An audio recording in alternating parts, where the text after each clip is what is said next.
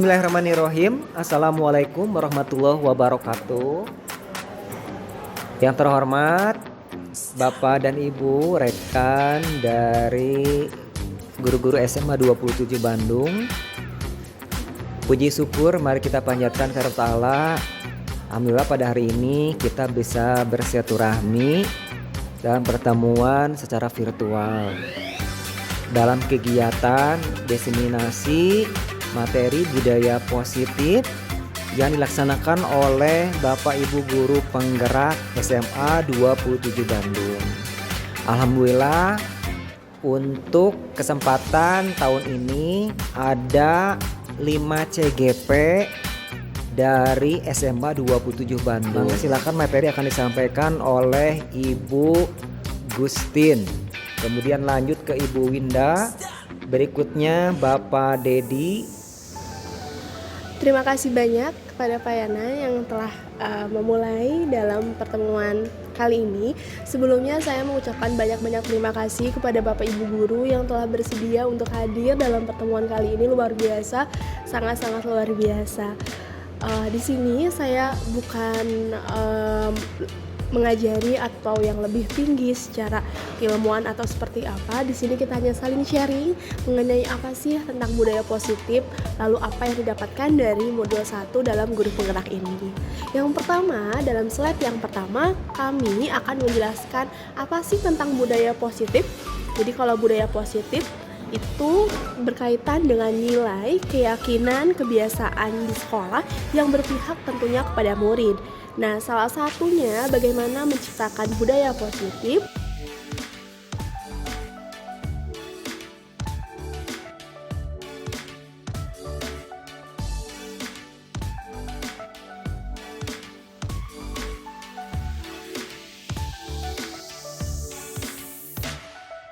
Yang pertama, dalam slide yang pertama kami akan menjelaskan apa sih tentang budaya positif.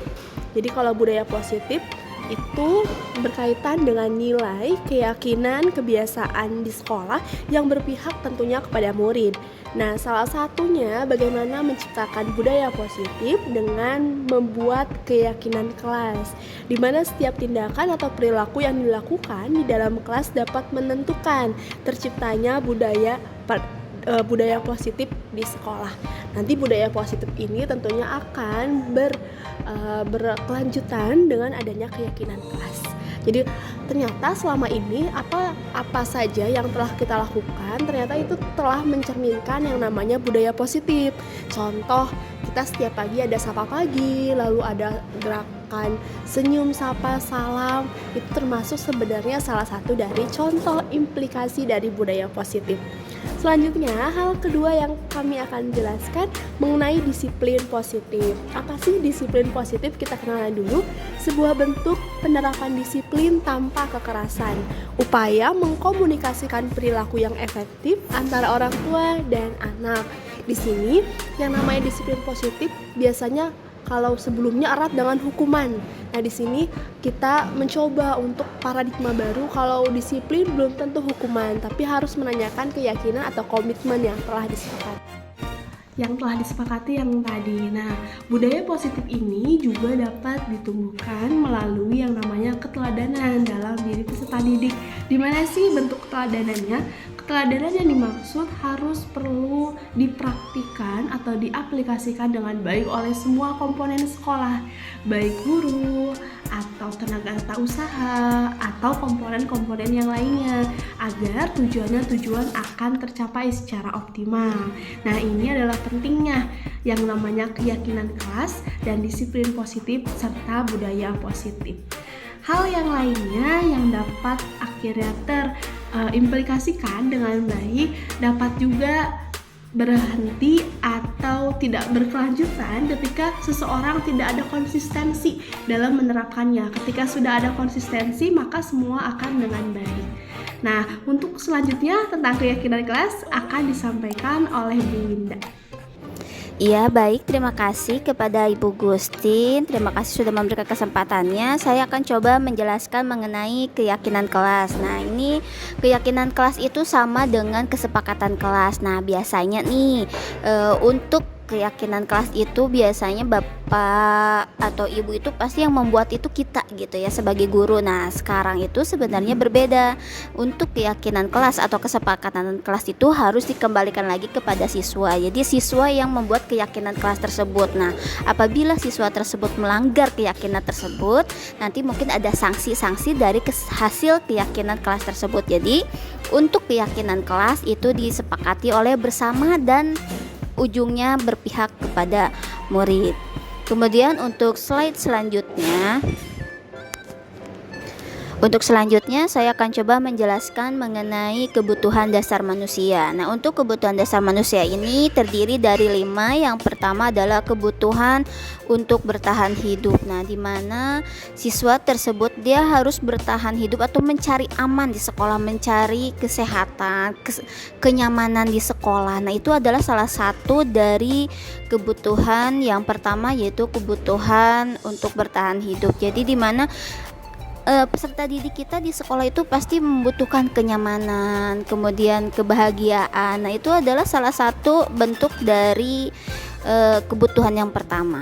Kemudian yang kedua adalah kebutuhan cinta dan kasih sayang. Nah, ini berkaitan dengan perhatian. Nah, biasanya kan peserta didik kita di kelas itu ada yang tidak bisa diem, kemudian ada yang lari-larian, sering ngobrol. Nah, itu sebenarnya membutuhkan perhatian dari gurunya. Jadi dia membutuhkan perhatian dari guru. Itu bagaimana nih caranya menangani siswa tersebut, karena siswa tersebut dia mencari perhatian, jadi ingin diperhatikanlah oleh guru gitu. Untuk kemudian ingin diperhatikan juga oleh teman-temannya, makanya dia berbuat seperti itu. Kemudian yang ketiga adalah kebutuhan penguasaan.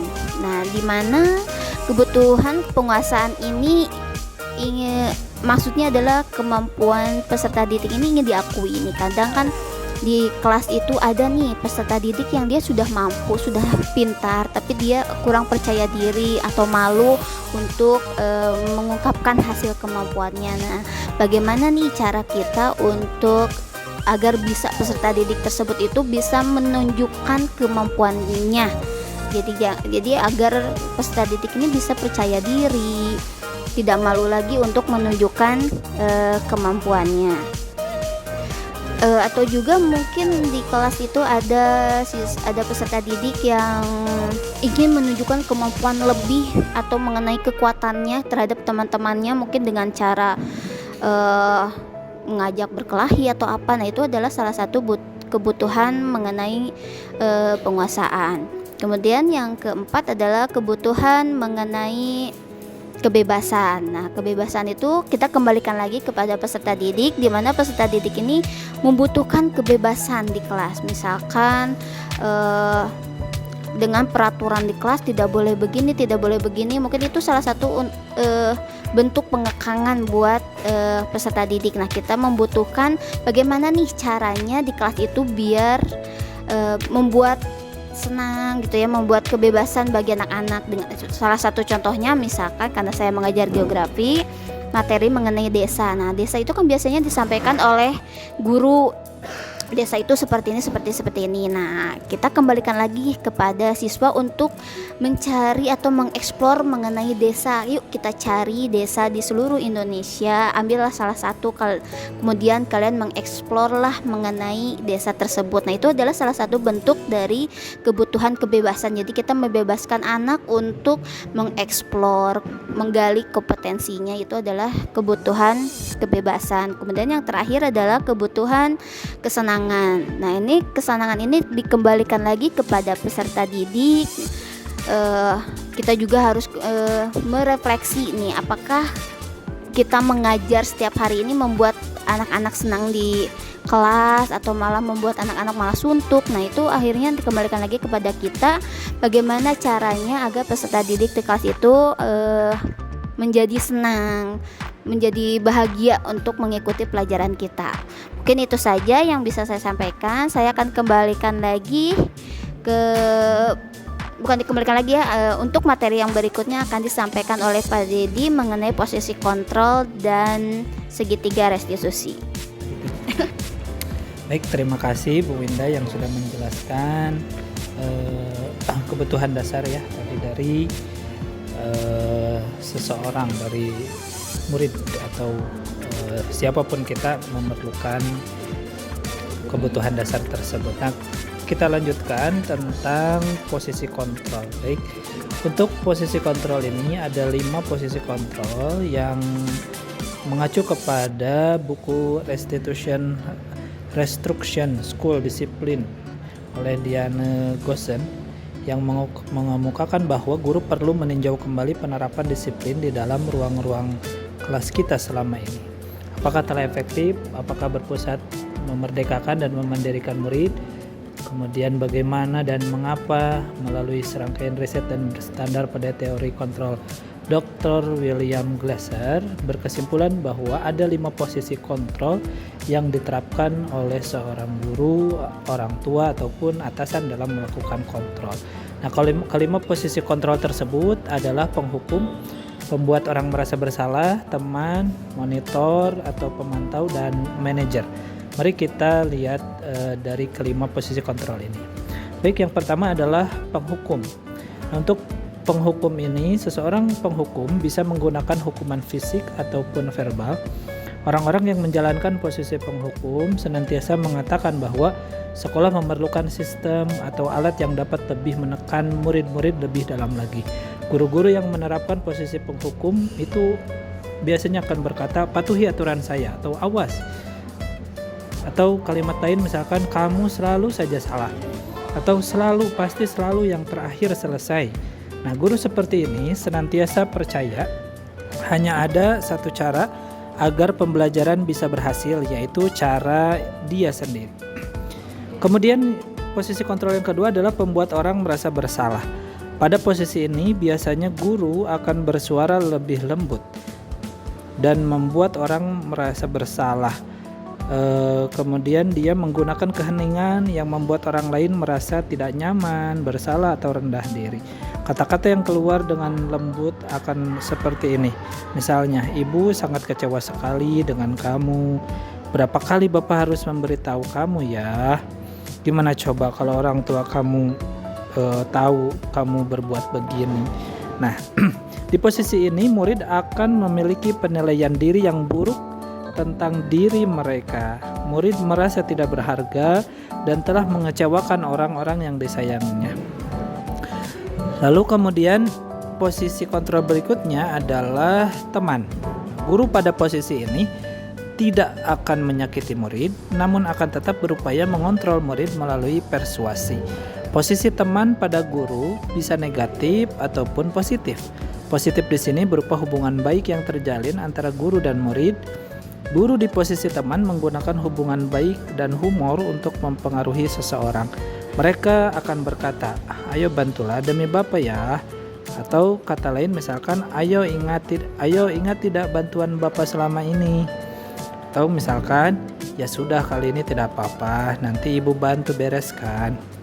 Hal negatif dari posisi teman adalah bila suatu saat guru tersebut tidak membantu, maka murid akan kecewa dan berkata, saya pikir Bapak atau Ibu adalah teman saya.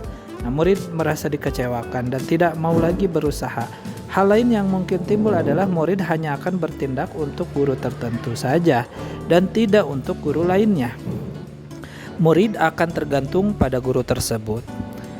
Lalu kemudian posisi kontrol berikutnya adalah sebagai monitor atau sebagai pemantau. Memonitor berarti mengawasi. Pada saat kita mengawasi, kita bertanggung jawab atas perilaku orang-orang yang kita awasi. Posisi pemantau berdasarkan pada peraturan-peraturan dan konsekuensi dengan menggunakan sanksi atau konsekuensi. Kita dapat memisahkan hubungan pribadi kita dengan murid. Sebagai seorang yang menjalankan posisi pemantau, pertanyaan yang diajukan seorang pemantau adalah, coba peraturannya apa? Apa yang telah kamu lakukan?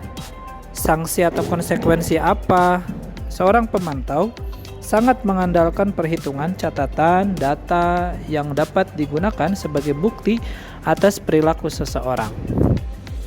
Posisi ini akan menggunakan stiker, slip catatan, daftar cek, Kemudian posisi monitor sendiri berawal dari teori stimulus respon yang menunjukkan tanggung jawab guru dalam mengontrol murid. Lalu kemudian posisi kontrol berikutnya adalah sebagai manajer. Nah, posisi yang terakhir ini ya, posisi yang terbaik menurut saya ya, paling top adalah sebagai manajer. Manajer adalah posisi mentor di mana guru berbuat sesuatu bersama dengan murid. Mempersilahkan murid mempertanggungjawabkan perilakunya, mendukung murid agar dapat menemukan solusi atas permasalahannya sendiri. Dan seorang manajer telah memiliki keterampilan di posisi teman maupun pemantau. Dan dengan demikian, bisa jadi di waktu-waktu tertentu kembali kepada kedua posisi tersebut bila diperlukan. Namun bila kita menginginkan murid-murid kita menjadi manusia yang merdeka, mandiri dan bertanggung jawab, maka kita perlu mengacu pada restitusi yang dapat menjadikan murid kita seorang manajer bagi dirinya sendiri. Di manajer, murid diajak untuk menganalisis kebutuhannya sendiri maupun kebutuhan orang lain. Di sini menekankan bukan pada kemampuan membuat konsekuensi, namun dapat berkolaborasi dengan murid bagaimana memperbaiki kesalahan. Seorang manajer akan berkata, apa yang kita yakini? Kembali kepada keyakinan kelas yang sudah dibuat. Kemudian misalkan, apakah kamu meyakininya? Jika kamu meyakininya, apa kamu bersedia memperbaikinya? Kemudian misalkan, jika kamu memperbaiki ini, hal ini menunjukkan apa? Coba tentang dirimu. Atau misalkan contoh lainnya, apa coba rencana kamu untuk memperbaiki hal ini? Nah, tugas seorang manajer bukan untuk mengatur perilaku seseorang. Kita membimbing murid untuk dapat mengatur dirinya sendiri. Seorang manajer bukannya memisahkan murid dari kelompoknya, tapi mengembalikan murid tersebut ke kelompoknya dengan lebih baik dan kuat. Bisa jadi dalam praktik penerapan disiplin sehari-hari, kita akan kembali ke posisi teman atau pemantau, karena murid yang ditangani belum siap diajak berdiskusi atau diundang melakukan restitusi. Namun, perlu disadari tujuan akhir dari 5 posisi kontrol seorang guru adalah pencapaian posisi manajer, di mana di posisi inilah murid dapat menjadi pribadi yang mandiri, merdeka, dan bertanggung jawab atas segala perilaku dan sikapnya, yang pada akhirnya dapat menciptakan lingkungan yang positif, nyaman, dan aman. Nah, untuk kemudian dalam penanganan murid ya, atau contoh peragaan seorang murid yang melanggar suatu peraturan sekolah, misalnya datang terlambat sekolah, kemudian pelanggaran-pelanggaran lainnya gitu ya, maka ini digunakan segitiga restitusi. Nah, sebagai segitiga restitusi ini adalah cara menanamkan disiplin positif pada murid. Jadi restitusi adalah proses menciptakan kondisi bagi murid untuk memperbaiki kesalahan mereka sehingga mereka bisa kembali pada kelompok mereka dengan karakter yang lebih kuat. Ini menurut Gassen. Kemudian restitusi juga adalah proses kolaboratif yang mengajak murid untuk mencari solusi dari permasalahannya dan membantu murid berpikir tentang orang seperti apa yang mereka inginkan dan bagaimana mereka harus memperlakukan orang lain. Kemudian restitusi pun membantu murid menjadi lebih baik, memiliki tujuan, disiplin positif, dan memulihkan dirinya setelah berbuat salah. Penekanannya bukan pada bagaimana perilaku untuk menyenangkan orang lain atau menghindari ketidaknyamanan, namun tujuannya adalah menjadi orang yang menghargai nilai-nilai kebajikan yang mereka percayai. Sebelumnya kita telah belajar tentang teori kontrol yang pada dasarnya kita memiliki motivasi intrinsik. Nah, melalui restitusi, ketika murid berbuat salah, guru akan menanggapi dengan cara yang memungkinkan murid untuk membuat evaluasi internal tentang apa yang dapat mereka lakukan untuk memperbaiki kesalahan mereka dan mendapatkan kembali harga dirinya. Restitusi menguntungkan korban, tetapi juga menguntungkan orang yang telah berbuat salah. Ini sesuai dengan prinsip dari teori kontrol William Glasser tentang solusi win-win atau menang-menang. Nah, misalkan dari segitiga restitusi ini ada tahapan-tahapan ya, ataupun misalkan kita lihat langkah-langkahnya adalah yang pertama menstabilkan identitas atau stabilize the identity. Teori kontrolnya adalah kita semua akan melakukan hal terbaik yang bisa kita lakukan. Contoh pertanyaannya adalah setiap orang pasti pernah melakukan kesalahan. Kemudian kamu bukan satu-satunya yang pernah melakukan ini. Kemudian langkah kedua, validasi tindakan yang salah atau validate the misbehavior. Teori kontrolnya adalah semua perilaku memiliki alasan.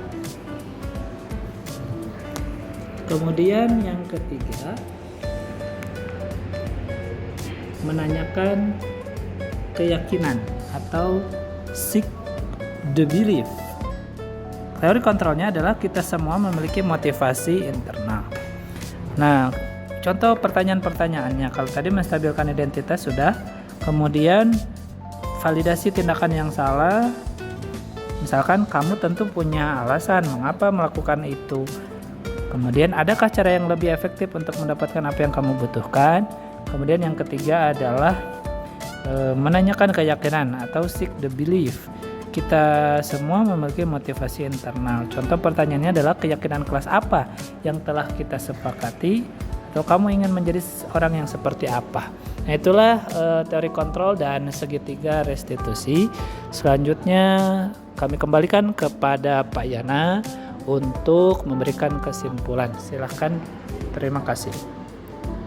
Baik Bapak dan Ibu, tadi pemaparan dari calon guru penggerak 4 SMA 27 sudah disampaikan, yaitu materi tentang kebutuhan manusia, tentang segitiga restitusi, tentang budaya positif,